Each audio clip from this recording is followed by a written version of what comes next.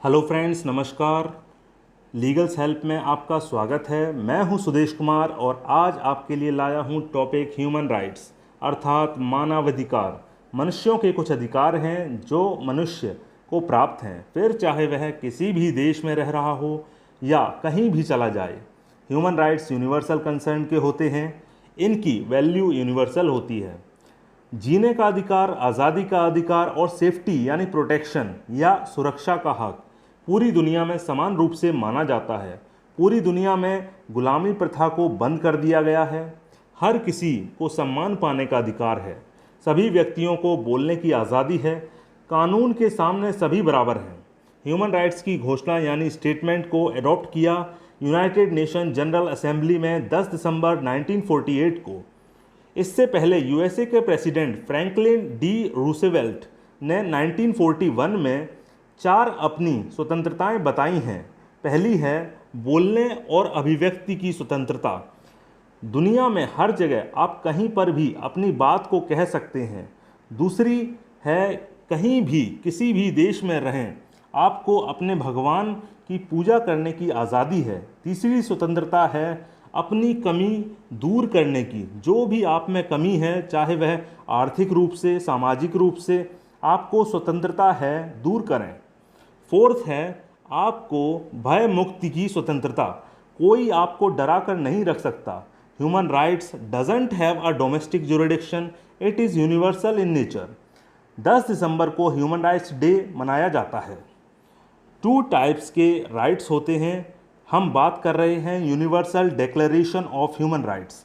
इसमें 2 प्रकार के अधिकारों का वर्णन किया गया है। पहला अधिकारों का समूह है, उसे कहते हैं सिविल एंड पॉलिटिकल राइट्स, यानी नागरिक और राजनीतिक अधिकार। दूसरा कहलाता है economic, social and cultural rights. स्वतंत्रता, न्याय और शांति अगर दुनिया में स्थापित करनी है तो इन दोनों ही अधिकारों के समूहों को प्रोटेक्ट करना, इनका संरक्षण करना बहुत आवश्यक है। इन सभी राइट्स को प्रोटेक्ट करने की रेस्पॉन्सिबिलिटी देशों की गवर्नमेंट की है। सिविल एंड पॉलिटिकल राइट्स के अंतर्गत लोगों की सुरक्षा, जीवन और उनकी स्वतंत्रता का संरक्षण होना है। सरकार को गारंटी देना है कि किसी को गुलाम यानी slave without any reason arrest और टॉर्चर एंड होल्ड न किया जाए। ये सरकार को ध्यान रखना है। हर किसी को हक है कि वह न्यायपूर्ण मुकदमा ट्रायल फेस करे। इसलिए जहाँ कोई इतना गरीब है कि अपने लिए वकील नहीं कर सकता है तो सरकार उसको अपनी ओर से वकील करके देती है। यह व्यक्ति का मानवाधिकार है।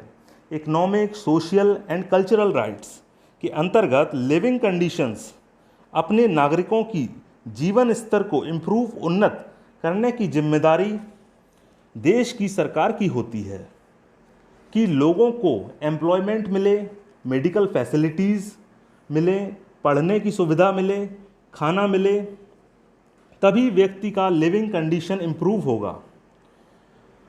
आपने अभी समझा universal declaration of human rights में हमने अभी जो 2 बातें की, जिसमें पहला है नागरिक और राजनीतिक अधिकार, जिसमें आपने समझा कि लोगों के जीवन, आज़ादी और सुरक्षा को रखा जाएगा, और दूसरा था आर्थिक, सामाजिक और सांस्कृतिक अधिकार, जिसके अंतर्गत लोगों के लिविंग कंडीशन को इम्प्रूव किया जाएगा।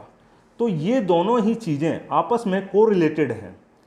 ऐसा ना समझें कि एक अलग है और दूसरा अलग है। फॉर एग्ज़ाम्पल, जैसा मैंने आपको बताया कि लिविंग कंडीशन क्या होती है, जीवन स्तर किससे सुधरता है, अच्छा खाना, अच्छे कपड़े, घर, चिकित्सा सुविधाएं, शिक्षा और रोज़गार, ये चीज़ें रहेंगी लोगों के पास तो लिविंग कंडीशन अपने आप ही इम्प्रूव हो जाएगा।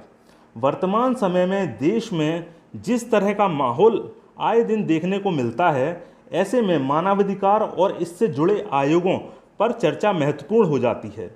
सेकेंड वर्ल्ड वॉर की समाप्ति के बाद 1948 में 48 देशों के समूह ने समूची मानव जाति के मूलभूत अधिकारों की व्याख्या करते हुए एक चार्टर पर हस्ताक्षर किए थे।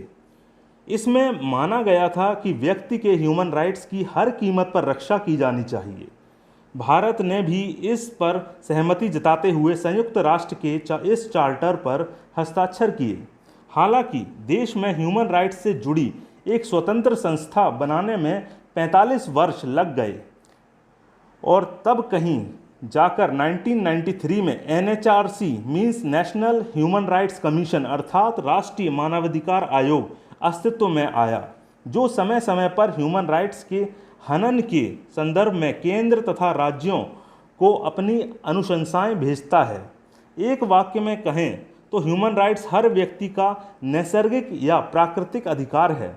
आई होप आज का टॉपिक आपको समझ और ज्ञान को बढ़ाने में सहायक रहा होगा। आप अपने सुझाव हमें ईमेल, कमेंट्स करके भेज सकते हैं। लीगल हेल्प को सब्सक्राइब करें, लाइक करें। धन्यवाद सहित आपका दिन शुभ हो।